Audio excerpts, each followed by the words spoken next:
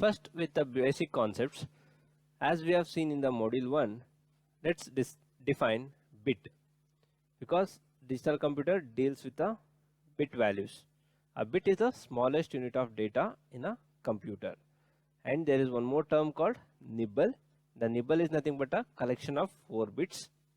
The next term is byte. Byte is a collection of 8 bits. And we have something called word. So word is not having a standard number. It is purely based on the processor architecture. And in this complete subject, we have considered a 32-bit architecture. So the word size is 32-bit. It means 4 bytes. And we should know the difference between K small b and K capital B. K small b means it is kilobits. K capital B is kilobytes. Similarly with megabits and megabytes. Next, we'll see how we are going to be able to generate an address. So to retrieve any information from the memory, we need an address. So the address is purely based on the how many dedicated address lines are given in the processor. So here if you take there are 8 dedicated address lines are there from the processor, then how many addresses it can generate? It can generate 2 to the power of 8 minus 1. So that is the total number of memory location it can address. So this 8 value, if we are going to generalize, we can write the memory location addressed by the given k bit addressable processor is 2 to the power of k minus 1, which ranges from 0 to 2 to the power of k minus 1. If we take up some other numbers for k, like if it is a 24-bit processor, 24 bits are given for a dedicated address lines, then 2 to the power of 24, it means it is going to give you 16 megabytes of memory. So now if you want 1 megabyte, it is 2 to the power of 20, and if you want 32-bit operating system and 32-bit architectures we have seen. So if it is a 32-bit means what it is going to give you, it is able to generate 4 gigabyte of address. It means it can address till those memory locations. So it cannot recognize more than 4 gigabyte if it comes to RAM. So then we have to use some virtual address and all, so that we can map to the existing addressing scheme. If we are having a hard disk of 1 TB, like how we can get the data from 1 TB hard disk to 32-bit architecture, that is based on the virtual memory concept. So similarly, if you want 1 GB, so it means 2 to the power of 30. The address lines are 30. So similarly, we should know what is kilo. It is 2 to the power of 10, and for terabyte, we are going to use 2 to the power of 40. So why I'm telling all these things, which we have already discussed in the first module, because here we are going to design a memory. So when we are designing a memory, we should know how many addresses are required, address lines are required to connect to so much of memory. For example, if I take a 4 GB of memory, if I want to connect a 4 GB of memory, how many address lines are required? 32 dedicated address lines I need for generating an address. So such designing we are going to discuss in this module. So for that we need these basic concepts. The memory is usually designed to store and retrieve the data in word length quantities. So the given memory, virtually we are going to divide into words, and each row we will call it with the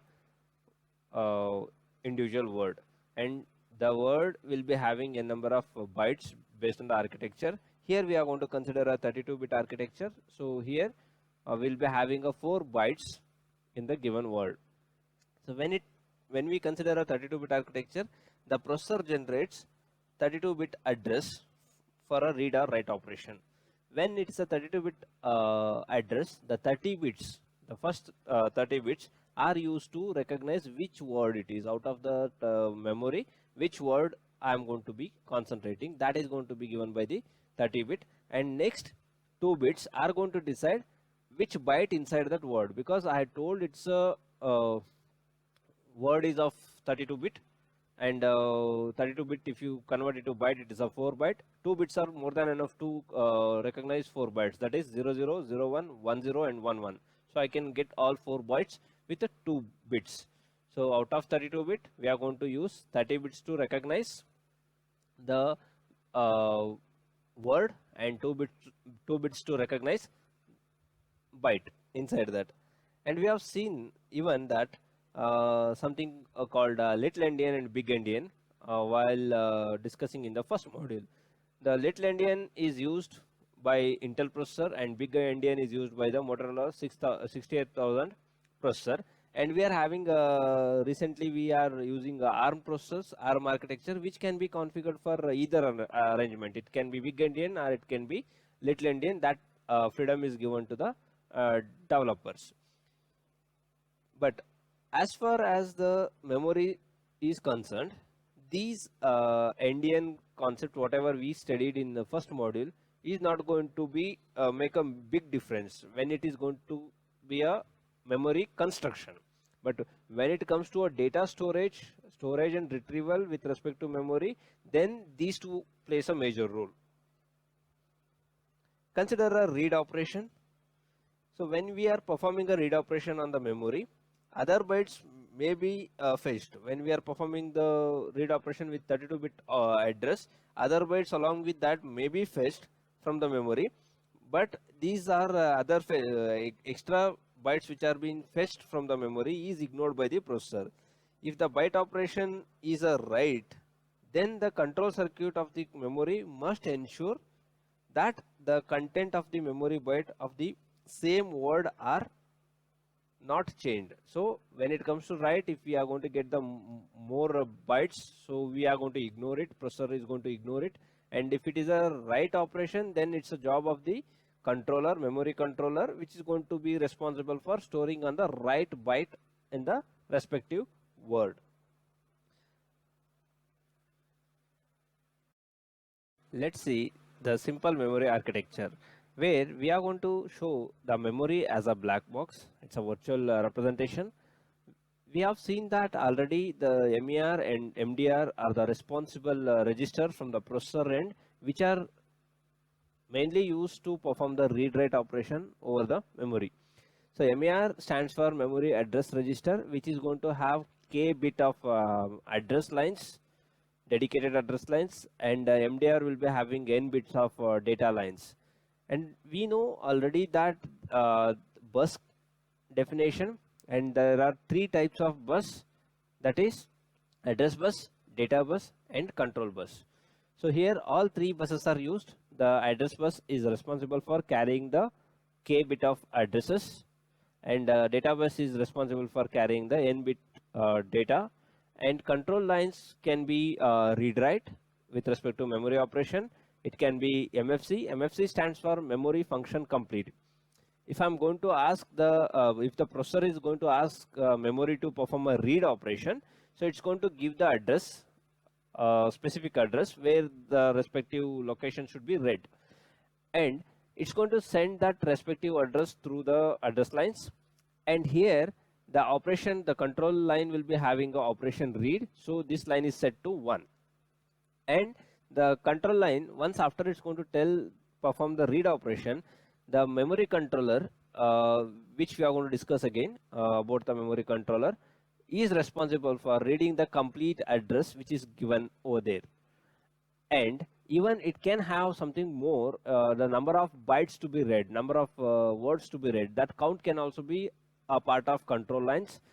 And once after the respective read operation is done, so there is a one more signal which is generated by the memory to back to the processor, telling that I have completed the reading job with a respective address whatever you have passed.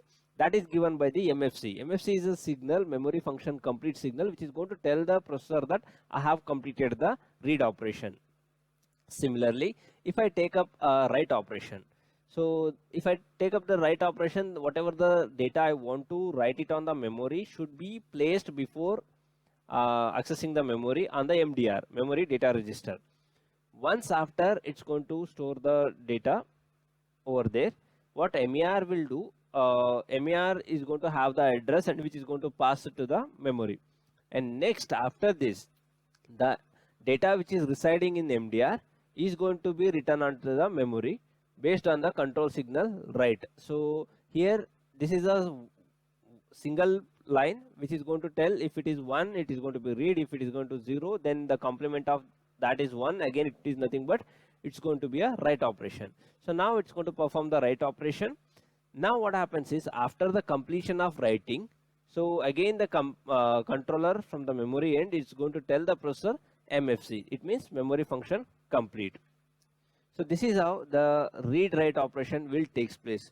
If we are going to perform a read write operation on a consecutive address location, then what happens is along with the read write, for example I'll go with the read again, along with the read signal the processor is also going to tell how many bytes of data should be read from the memory.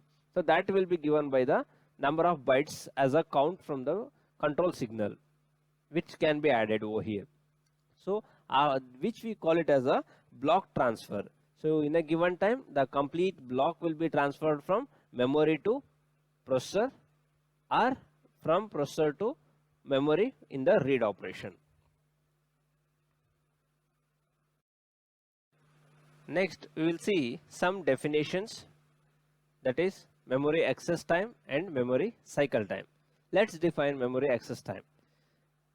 The memory access time is a useful measure of the speed of the memory unit is the same time that elapsed between the initiation of the operation and the completion of the operation.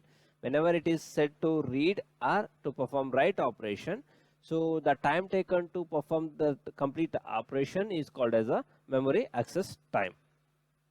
And the minimum time delay between the initiation of two successive memory operation is called as a memory cycle time. It means when you are performing a two read operations together, two write operation together, the time delay between one read operation and the another read operation is called as a memory cycle time.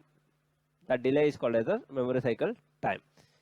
And next, always this memory cycle time is slightly longer than the access time. The time taken to access the data is always lesser than the time taken to switch between the one operation to other operation. See how the processor and memory is going to work.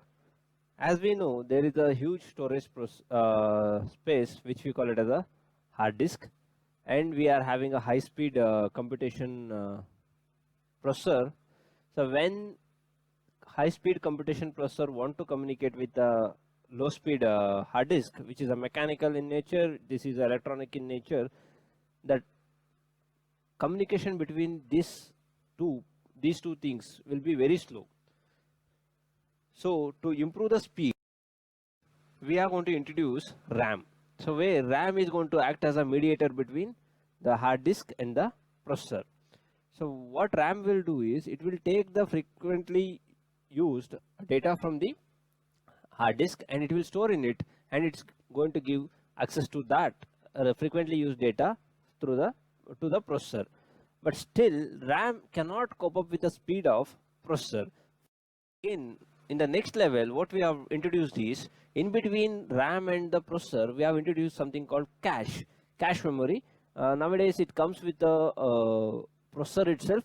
So we are having a levels of cache which we'll be discussing in the next coming discussion. The job of this is to, as the RAM is taking the data, frequently used data from hard disk, and it will store in it, and this is huge in size, this is little small in size compared to this, and we'll be having a cache where highly used will be there on the cache, and that is accessed with a high speed because the processor is too speed, and we should not make the processor to wait. We should give the data as fast as possible to process it. To do that, we are having a levels of memories. So the cache job is to give the data to the processor.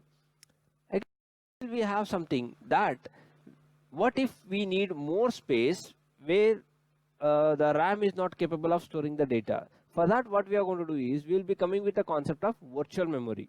The virtual memory is the one is going to increase the size of the memory, but it's a part of the hard disk itself, but it's going to increase the size of the memory virtually, and where the data will be gathered from the virtual memory to RAM, and as like we have discussed, RAM to cache, cache to CPU.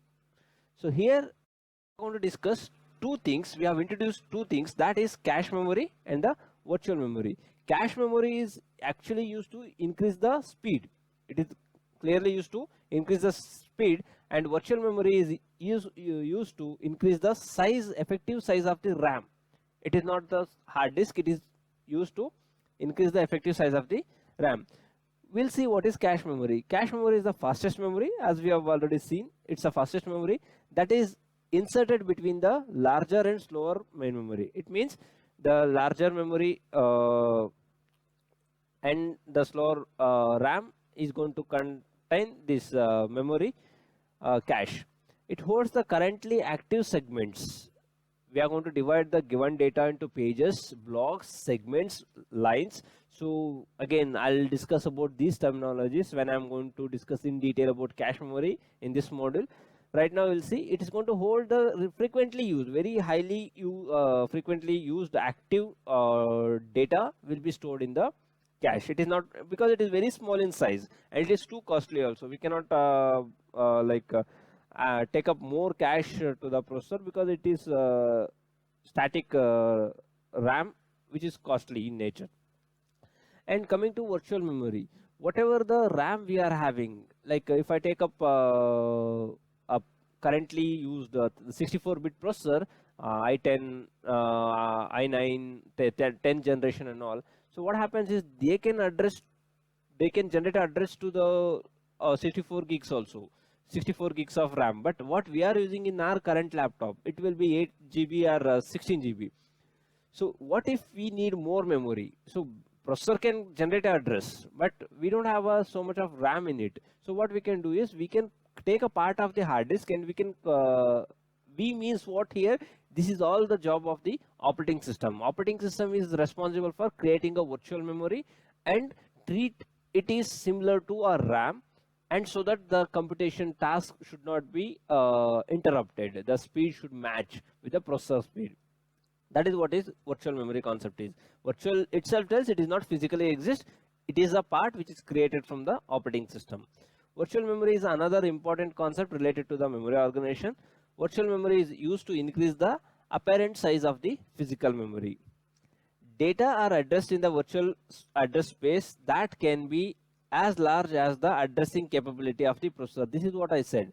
When a processor, i9 processor of 10th generation, currently what we are using, so that can address 128 GB of RAM also. But the thing is, when we are using a processor i9, but what the laptop or desktops, what we are buying, currently we may go with hardly 16 gigs or 32 gigs of RAM. So what about the remaining? That can also be addressed. That addressing capability can be used with the help of virtual memory. But at any given time, only active portion of this space is mapped to the location in the physical memory. We have seen if I take up an i9 processor with a 10th generation, what happens is that 10th generation processor can have 2 TB of hard disk in it or 4 TB of hard disk in it. So how it is going to generate so much of address, 4 TB or 2 TB, or it can be 8 TB. So how it's going to generate? It is with the help of virtual. What it is going to do is, apart what it is going to be considered as a virtual memory, only it can address till that. The remaining what it is going to do is, it is going to be mapped into a bulk.